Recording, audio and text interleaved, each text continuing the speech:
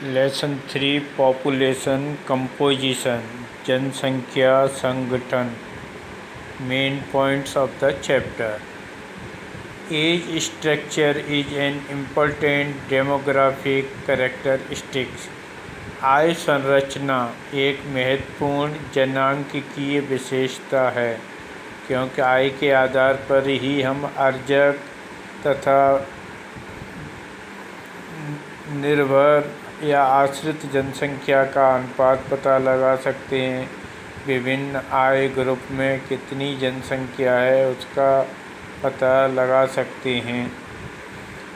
It is an indicator of working and dependent population. यह अर्जक तथा कार्यशील जनसंख्या का एक सूचक है।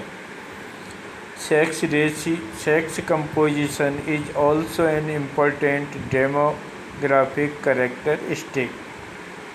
लैंगिक संगठन भी एक महत्वपूर्ण जनांकीय विशेषता है, क्योंकि इससे एक सभ्य समाज के स्तर का पता लगता है कि यहाँ महिला पुरुष अनुपात बराबर है, तो वो एक स्वतंत्र और समानता पर आधारित समाज की विशेषता हो सकती है। Age sex pyramids indicate socio economic condition of the society. आय लिंग पिरामिड समाज के आर्थिक सामाजिक स्थिति को दर्शाता है कि समाज में किस एज ग्रुप में पुरुष महिला किस कार्य में लगे हुए हैं, किस एज ग्रुप में उनका क्या अनुपात है, रेशियो है, इस चीज़ का इससे पता लगता है। Generally sex ratio is stated as number of female पर 1000 मेल्स। जनरली लिंगानुपात प्रति 1000 पुरुषों पर महिलाओं की संख्या को बताता है।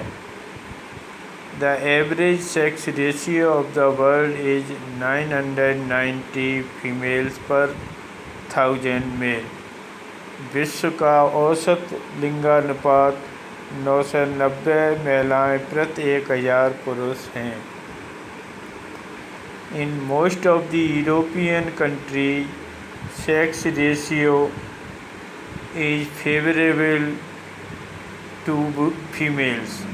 ज़्यादातर यूरोपीय देशों में लिंगानुपात महिलाओं के अनुकूल है। इससे वहाँ के समाज की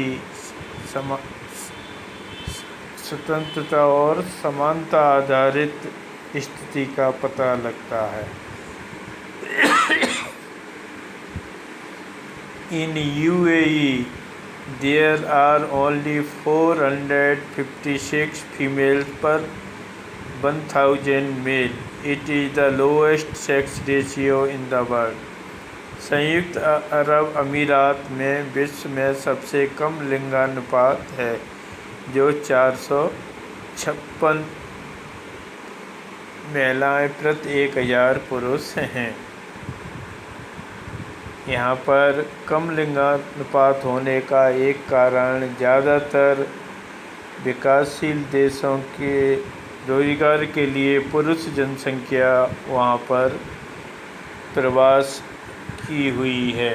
माइग्रेट कर वहाँ पर कार्य के लिए भारत, पाकिस्तान, एशियाई देशों से काफ़ी अधिक लोग वहाँ पर बसे हुए हैं, जिनमें ज़्यादातर पुरुष हैं।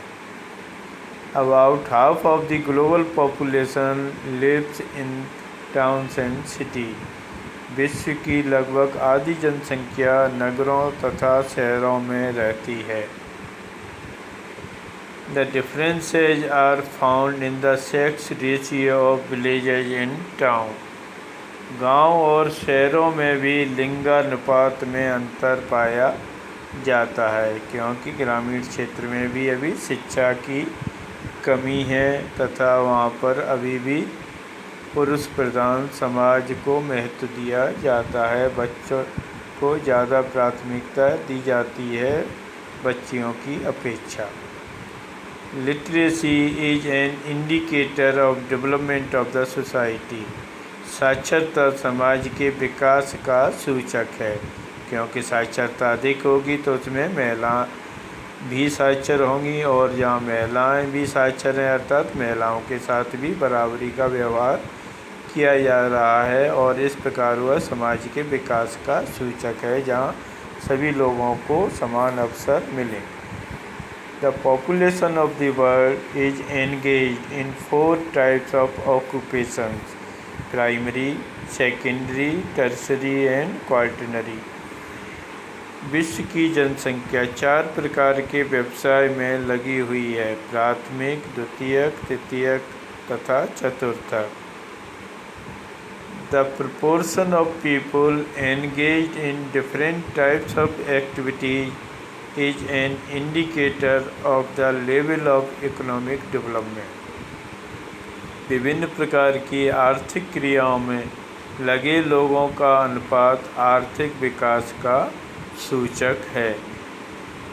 In developed countries, most of the working population are engaged in secondary, tertiary and quaternary activities, while in developing countries they are engaged in primary activities। विकसित देशों में ज़्यादातर कार्यशील जनसंख्या द्वितीयक, तृतीयक तथा चतुर्थक गतिविधियों में लगी हुई है, जबकि विकासशील देशों में यह प्राथमिक क्रियाओं में ज़्यादा लगी हुई है।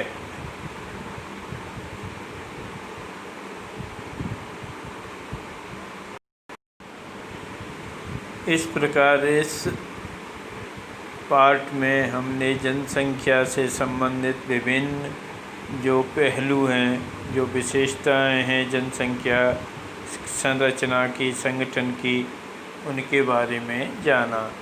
आय एक महत्वपूर्ण घटक है, क्योंकि अलग अलग आय ग्रुप में विभिन्न देशों की जनसंख्या का पता लगता है। इससे उन देश में कितनी कार्यशील जनसंख्या का स्तर है और कितनी आश्रित जनसंख्या का स्तर है, इसका पता लगता है।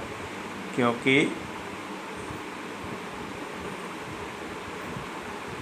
जो कार्यशील एज ग्रुप है सामान्य रूप से 15 वर्ष से अधिक, तो उसमें यदि उससे नीचे यदि जनसंख्या ज़्यादा है तो आश्रित जनसंख्या मानी जाती है, और जहाँ जिन देशों में आश्रित जनसंख्या ज़्यादा है तो वहाँ पर अर्जक जनसंख्या पर ज़्यादा दबाव रहता है, और इन देशों में प्रति व्यक्ति जो आय है वो कम होती है।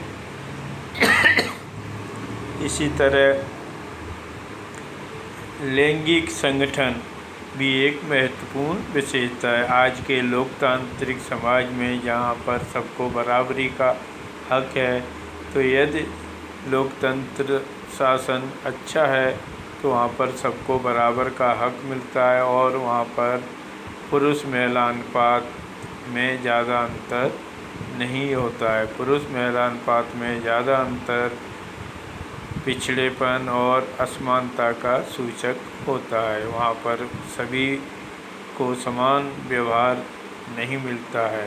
प्राथमिकताएं अलग अलग जब हो जाती हैं तब ये अंतर होता है।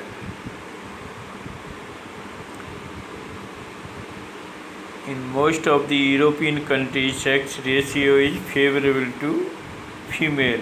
यूरोप के ज़्यादातर देशों में महिलाओं की संख्या अधिक है, क्योंकि वहाँ पर महिलाएं को बराबर का अधिकार मिला हुआ है। वो काम में भी लगी हुई हैं, विभिन्न प्रकार के व्यवसाय में, राजनीति में, हर क्षेत्र में उनकी हिस्सेदारी काफ़ी अधिक है। और इसका एक ऐतिहासिक कारण युद्धों का वहाँ पर संलग्न होना। जब युद्ध होते थे तब पुरुष सेना में लड़ने जब चले जाते थे तो महिलाएं अन्य कामों में आगे आईं, और इससे उनकी स्थिति में सुधार आया और उन्हें सम्मान मिला, तथा युद्ध के बाद भी उन्हें बराबरी का हक मिला।